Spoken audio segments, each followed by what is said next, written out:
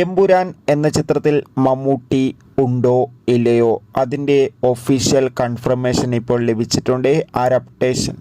അപ്ഡേഷനാണ് എന്നൊരു വീഡിയോ ഭാഗത്ത്. വീഡിയോയിലേക്ക് മുൻപ് വീഡിയോ ലൈക്ക് ചെയ്യുക, ചാനൽ സബ്സ്ക്രൈബ് ചെയ്യാൻ വേണ്ടി ശ്രമിക്കുക.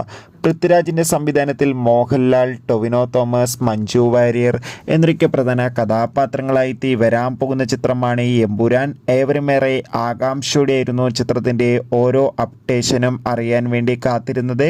ചിത്രത്തിൻ്റെ ഒഫീഷ്യൽ ടീസറിനൊക്കെ മികച്ചൊരു അഭിപ്രായം തന്നെ സ്വന്തമാക്കാൻ വേണ്ടി സാധിച്ചിട്ടുണ്ടായിരുന്നു. ചിത്രം മാർച്ച് 27 തിയേറ്ററുകളിൽ എത്തുമെന്ന് കൺഫേം ആക്കിയിട്ടുണ്ട്.